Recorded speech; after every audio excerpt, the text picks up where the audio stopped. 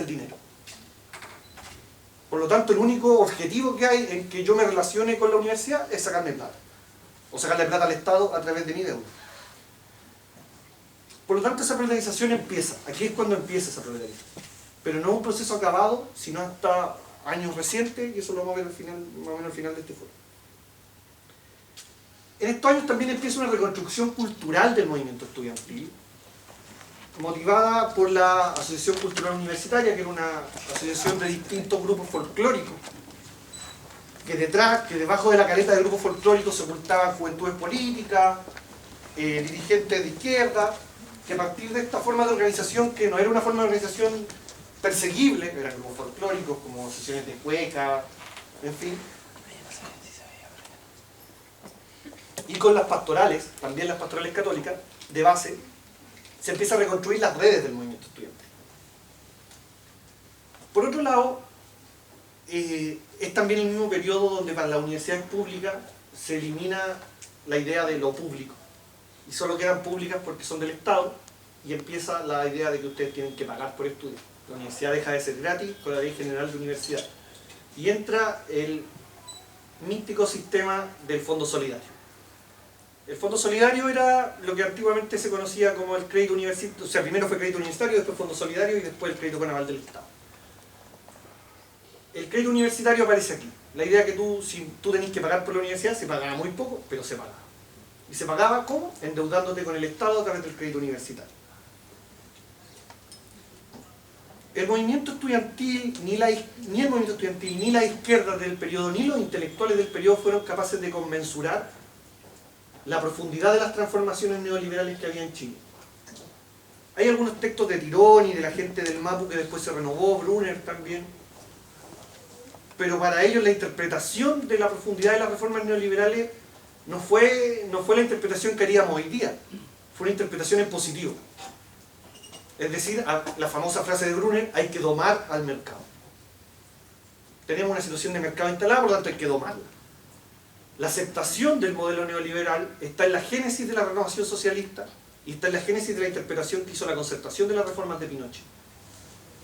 En el caso de las universidades, significó que como estos intelectuales estaban desvinculados de bases políticas, la izquierda interpretara el movimiento estudiantil, interpretara la profundidad de las reformas neoliberales en los códigos previos a 1963, es decir, en la visión del estudiante como un sujeto intelectual alejado de cualquier tipo de explotación, que en esta especie de Arcadia académica que sería la universidad, separada del mundo donde explotan a la gente, tenía que reflexionar su presente y por lo tanto desde ahí intervenir. Esto demostraría una despolitización súper fuerte, porque ya no estudiabas solo la élite en las universidades, y por otro lado, lo público, la idea de esta Arcadia separada de la explotación, tampoco ya era real. Pero este proceso de descomposición del movimiento estudiantil en su formato histórico va a tener una pausa, y esta pausa se la va a dar la crisis de 1982, que es una crisis similar a la actual, pero de menor profundidad, es una crisis de la banca, o sea, una crisis del capital financiero, y que a Chile lo va a golpear fuertemente. A las generaciones de ustedes, hay que ser un poco más viejo, pero para nosotros toda nuestra vida ha sido jauja, o sea, aquí nadie puede haber pasado muchas pellejerías, pero es difícil que alguien aquí haya pasado hambre. Puede que alguien haya pasado hambre de verdad, pero según las cifras, menos del 1% de la población chilena ha tenido hambre alguna vez. El año 82 hubo hambre en Chile. En el año 82 la gente comía perro, pues la olla es común. Es una crisis muy profunda, con una cesantía similar a la que tiene España ahora, 25% más o menos. 25% de la fuerza de trabajo estaba sin posibilidad de trabajar. Es también, y esto hay que ser súper claro, chiquillos, es también una crisis que afecta mucho a quienes en los años inmediatamente anteriores, o sea, del 73 al 83, vivieron una década de facilidades económicas sin precedentes, sobre todo los pequeños propietarios, las pymes, la pequeña burguesía, que gracias a la intervención del dólar es capaz de obtener créditos muy baratos para importar cosas y se desarrolla un pequeño comercio en Chile. Eso también es barrido con la crisis del 82. Y esas capas medias nuevas, posteriores al UP, construidas por la dictadura, son las que van a protagonizar el ciclo de protestas del 83 al 86. Hay dos protagonistas en el ciclo de protesta del 83 al 86 en términos de clases. Las capas medias reventadas por la crisis del 82 y el campo popular que no se había, que seguía siendo, teniendo un carácter similar de clase al previo a 1973 y que con la crisis había quedado en situación, como les decía, de hambre. Pero también en el movimiento estudiantil, el que aprovecha, por un lado, las ciertas o pequeñas libertades que otorgaban los campus universitarios, la posibilidad de que los estudiantes siempre son tipos que tienen más tiempo para pensar que el resto de la sociedad, y sobre todo que la situación de una dictadura para lo que es el carácter del estudiantado en general era una cosa que provocaba mucha refracción. Por lo tanto, el ciclo del 83 al 86 va a ser un ciclo de protagonismo popular en la lucha contra la dictadura. Gabriel Salazar habla de más de 70 protestas nacionales en 3 años. Eso es una cantidad brutal, con cifras de muertos que siempre superaban las 2 o 3 decenas en cada protesta, que morían en la calle baleados por carabineros o en confusos incidentes, muertos por las torturas posteriores. Siendo el paro más grande el del 1 y 2 de julio de 1986, convocado por la Asamblea de la Civilidad, donde mueren alrededor de unas 50-60 personas y que no es capaz de echar abajo el régimen. Aquí me quiero detener un momento. La Asamblea de la Civilidad fue un espacio público donde era una gran alianza amplia de organizaciones sociales. Estaban casi todas las organizaciones sociales grandes de este país. Todas las federaciones de estudiantes, los colegios profesionales de abogados, arquitectos, ingenieros, los sindicatos grandes, trabajadores del cobre, lo que era la proscrita CUT en esa época. Y así todo, después de 3 años de machacar constantemente al régimen con protestas callejeras, no cae. Y se produce hacia el año 86 una situación de empate político. Voy a llegar hasta aquí para volver a tomar el tema del movimiento estudiantil, pero esto quiero que quede claro. Una situación de empate político. ¿Qué significaba esto? La dictadura no podía sostenerse a largo plazo, porque su legitimidad estaba por los suelos, pero no tenía ninguna razón que le hiciera caer. O sea, no había ninguna amenaza directa. Todavía tenía el respaldo de Estados Unidos hasta 1987. No había ninguna posibilidad que alguien arrebatara el control de la violencia al ejército. O sea, el frente era una cosa en su mejor momento llegó a tener 1500 hombres, de los cuales 500 estaban en armas, contra un ejército chileno que tenía de entre 80 y 100.000 hombres. El resto, y era iniciativas de guerrilla urbana. Y tampoco, y después del 83 empieza paulatinamente una recuperación económica que desde el año 86 empezó su ciclo indetenido hasta la crisis asiática del año 98. Por lo tanto, este empate político va a generar una situación de que el movimiento estudiantil, en este breve proceso de reconstrucción, empieza a entrar en general todo el movimiento popular en Chile empieza a entrar en frustración, en una situación de frustración. En esta época nadie demandaba plebiscito, la demanda era que cayera la dictadura y el fin a las reformas de profundización capitalista, o que se le conocen como reformas neoliberales. El año 87, el movimiento estudiantil se va a jugar su última carta. Este es el paro de la Universidad de Chile, cuyo principal líder es una hoy famosa Carolina Toa, y es un paro sumamente despolitizado. A pesar de todas, cada vez, cuando fue el 2007 se hizo un reportaje larguísimo en las noticias, me acuerdo, sobre Carolina Toa, la entrevistaban, el paro del 87, el paro que derrocó a Pinochet. Pero si uno se mete a leer así, la historia dura del paro del 87 en la Chile es sumamente despolitizado. Es un paro que lo único que busca es sacar al rector, que había sido, le impone un rector a la Universidad de Chile en ese momento, que es Federici, y los estudiantes y funcionarios y académicos están en paro varios meses, pero solo era por sacar, era como me lo dijo un profesor, era el pequeño dictador, el pequeño Pinochet que tenían los estudiantes de la Chile. Sacan al rector, ganan el paro, y ponen, en el momento en que entra Juan de Dios Vial, la raíz, se produce algo muy curioso, que en la Universidad Católica y la Universidad de Chile habían rectores con el nombre Juan de Dios Vial, uno Correa y el otro Larraín. Y ese paro es sumamente despolitizado. ¿A qué me refiero con que es despolitizado? Que no es capaz de plantear en ningún momento una crítica central a la dictadura, sino solo a la estética de la dictadura, es decir, el dictador. Claro, era importante que hubiera democracia en Chile, eso nadie lo discute. El tema es que el paro del 87 va a significar, como siempre el movimiento estudiantil va un paso más adelante por sus condiciones materiales para poder reflexionar mucho más, y un activismo más dinámico, el movimiento estudiantil va a representar lo que va a significar toda la derrota, a mi parecer, del ciclo del 87 al 90. ¿Qué significa esto? Que el movimiento estudiantil, al centrarse solo en la figura del dictador, solo en la figura del directivo autoritario, o de la universidad, o del país, abandona todo el programa antineoliberal.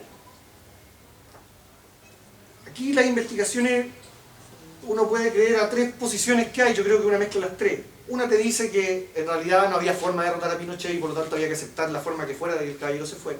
Y por eso se acepta el plebiscito, por eso en la Universidad de Chile les basta con que salga el rector delegado.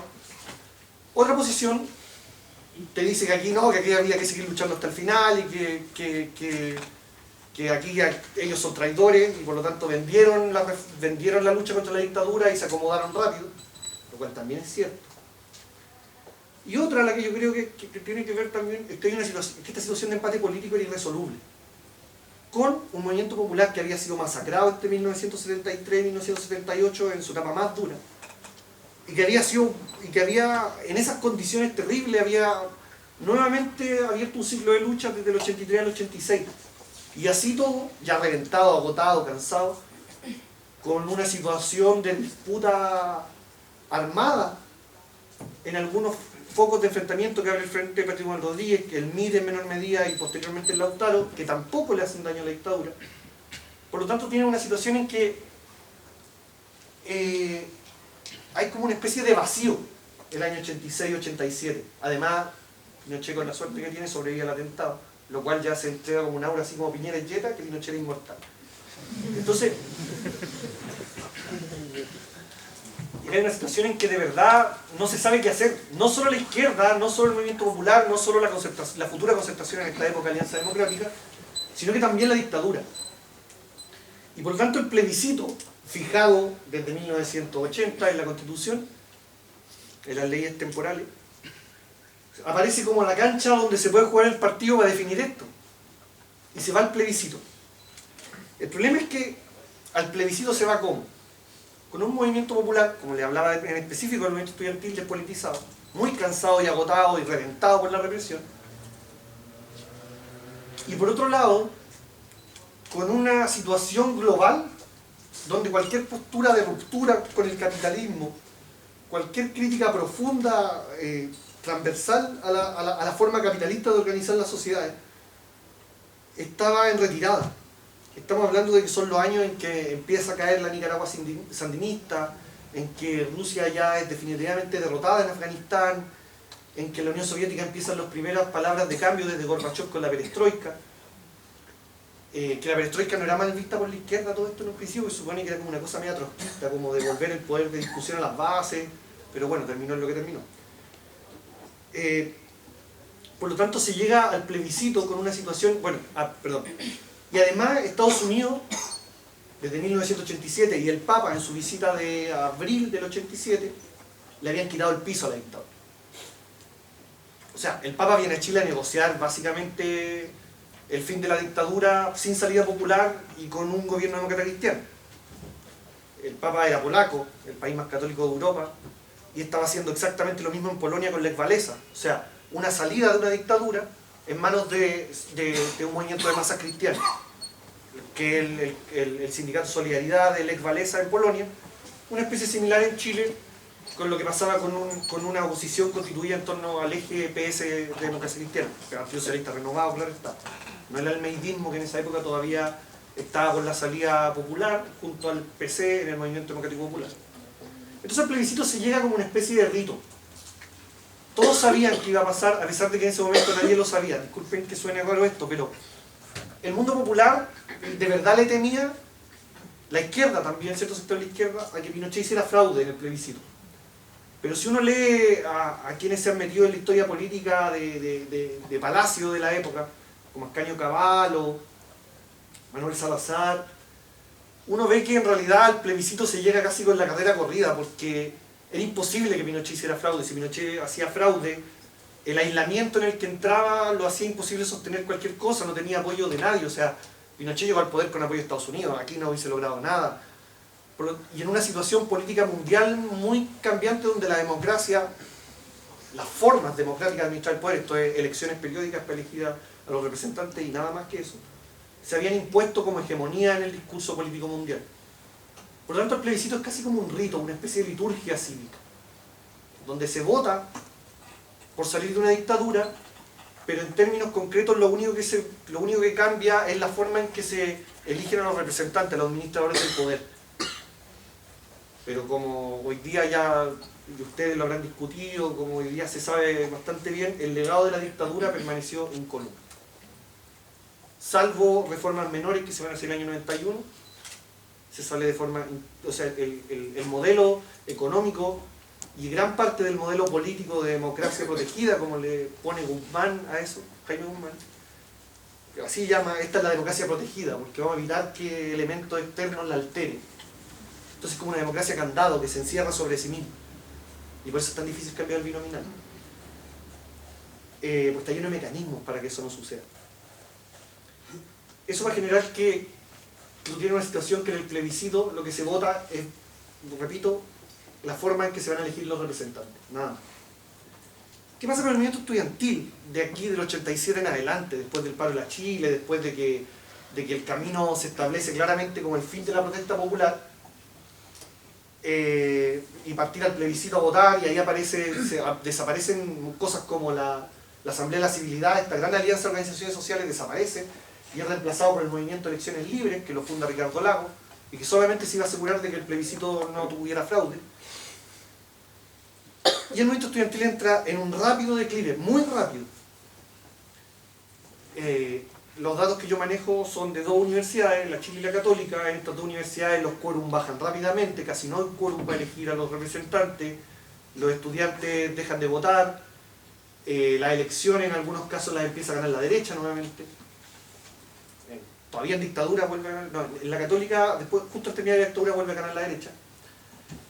Y empieza una despolitización tan grave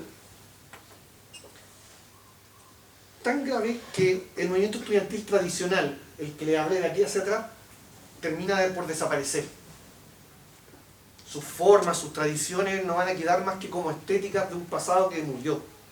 El movimiento estudiantil tradicional, donde los partidos ponían a sus juventudes a coordinarlo en mesas políticas, donde los consejos de presidente o los plenos de federación eran básicamente cosas que se cortaban porque ya venían cortadas por las orgánicas políticas nacionales, y tú podías ver a la Juventud Comunista votando lo mismo de Arica a Punta Arenas, y al PPD votando lo mismo, bueno, el PPD no existía en esa época, pero el PS votando lo mismo de Arica a Punta Arenas.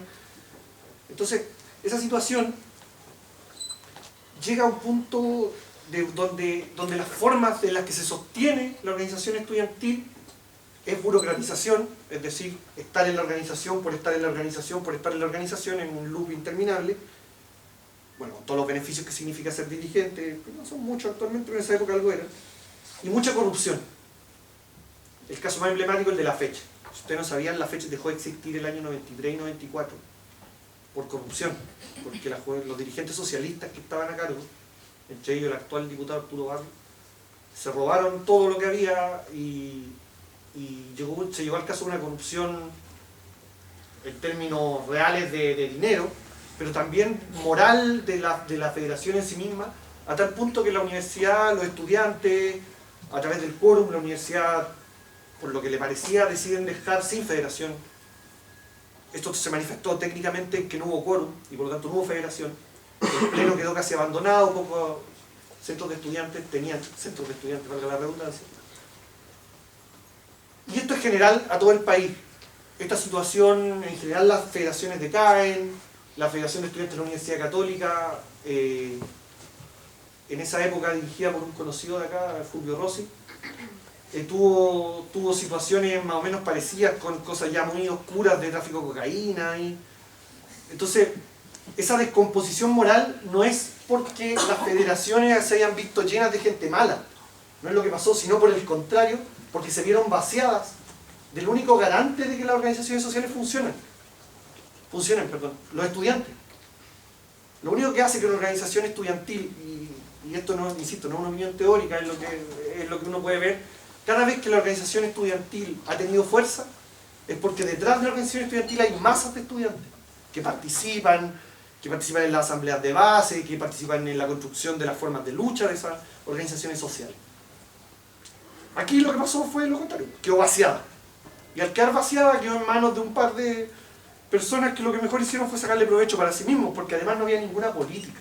Hay que pensar que estamos a principios de los 90 y cualquier idea de alterar políticamente a los gobiernos de la concertación era acusado por estos mismos como que aquí se le está haciendo el juego a Pinochet para que vuelva a la dictadura, que cualquier olita que se haga este gobierno lo van a aprovechar los milicos para meterse de nuevo. Y ese miedo que funcionó cada vez menos, pero que funcionó sin duda, incluso hasta la elección de Bachelet, incluso hasta para terminar votando por Frey mucha gente para que no saliera Piñera. El famoso miedo de que van a volver los milicos.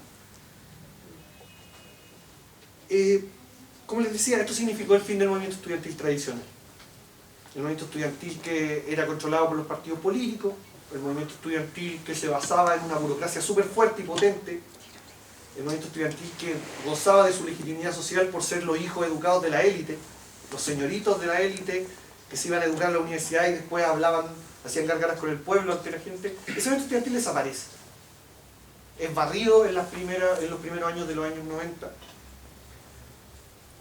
excepto por una organización política que, a pesar de que me han acusado de eso esta semana, yo no soy adherente de ella, pero que es la que empieza el proceso de reconstrucción del movimiento estudiantil, con algunas características que voy a explicar al tiro. Es el Partido Comunista, a través de las Juventudes Comunistas.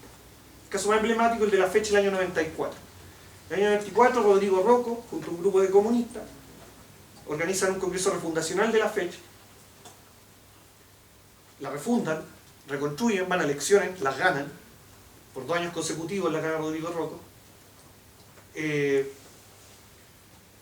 problema era, bueno, los comunistas empiezan a hacer esto en todo el país, a reconstruir federaciones, institucionalmente, no políticamente, institucionalmente. Esto es, que hayan estatutos, que hayan elecciones como la gente, que exista un consejo de presidente que de verdad decida cosas, todas esas cosas. Esa reconstrucción comunista de la institución del movimiento estudiantil va a ser un proceso que va a ocupar la medianía de los años 90, del 94 al 97 más o menos. Este proceso, eso sí, y esto es importante destacarlo, es solo institucional, como decía, no es político. Lo que hace el Partido Comunista en los años 90 es reconstruir el movimiento estudiantil, pero bajo las mismas lógicas del movimiento estudiantil tradicional. Entonces, empiezan a chocar cada vez más con lo que quedaba en algunos campus de la vieja izquierda, no PC, las grapas de lo que quedó del MIR, lo que quedaba de los PS que no se renovaron, algunos núcleos del perseguido Lautaro, que en esta época estaba siendo masacrado por el Estado. Empiezan a reconstruir una lectura política muy precaria, donde van a destacar principalmente 2 esfuerzos de importancia. Lo que hizo una organización que es súper desconocida, que se llama el Movimiento Popular Huachuney, desde donde salen la banda musical Los Miserables, vienen de ahí. El Huachuney es en un momento, a principios de los 90, la única organización grande que es capaz de disputarle al PC la construcción de izquierda del movimiento estudiantil. En esta época, hacia el año 93, también va a surgir la Zurda, desde grupos que salieron del MIR, cuando el MIR se parte en 3 a fines de los 90, que también va a empezar a disputar. La diferencia del Huachuney y la Zurda